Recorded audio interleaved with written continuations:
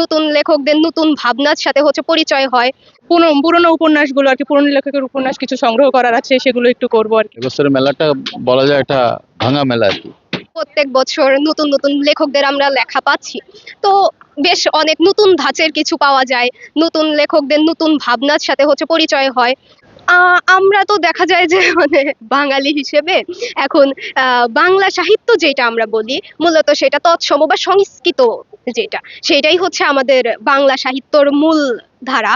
কিন্তু এখন বইমেলাগুলাতে হচ্ছে বেশি চলে যেটা, সেটা হচ্ছে অনুবাদ গ্রন্থগুলা। তো আমাদের বাংলা সাহিত্যের যেই কালজয়ী লেখাগুলা, সেই লেখাগুলা হচ্ছে কিছুটা পিছিয়ে যাচ্ছে।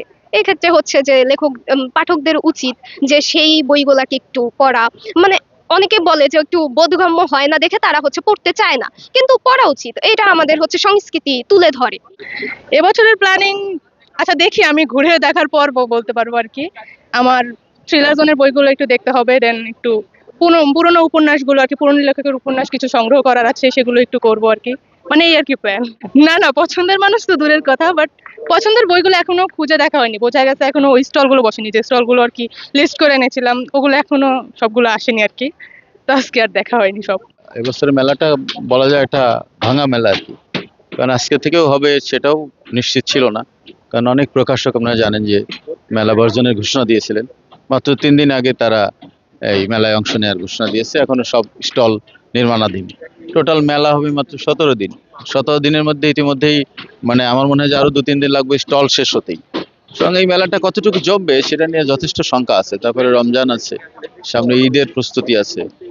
অ্যাকচুয়ালি এক সপ্তাহ বা 10 দিন হয়তো মেলা জমবে, আমরা আশাবাদী। আমরা চাই জমুক, কারণ 21এর মেলার সঙ্গে বাঙালির সংস্কৃতি, বাঙালির ইয়ের জড়িত। সেই কারণেই আমরা এটা সফলতা কামনা করি। এসেছে যেহেতু আমাদের প্রধানমন্ত্রী এখানে এসেছেন, ওনার প্রোগ্রামেই এসেছে, ইনভিটেশন পেয়েছিলাম। তো আলহামদুলিল্লাহ খুব ভালো লাগছে। এই সময় অবশ্য আমাদের বইমেলা শেষের দিকেই প্রায় চলে আসে, বাট এবার রাজনৈতিক পরিস্থিতি এবং নির্বাচনের জন্যই দেরি হলো।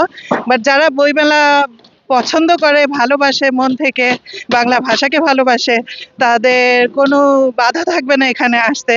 আর অনেক সুন্দর পরিবেশন সবাই করছে, পরিপাটি করছে। আমি আমাদের ভিন্ন মাত্রা প্রকাশনী থেকে আমার নিজেরও একটা বই বের হচ্ছে। আমি যেহেতু রান্না নিয়ে কাজ করি, রন্ধন শিল্পী, তা আমার রেসিপি বুক বের হচ্ছে। সবাইকে আমন্ত্রণ রইল ভিন্ন মাত্রা প্রকাশনীতে।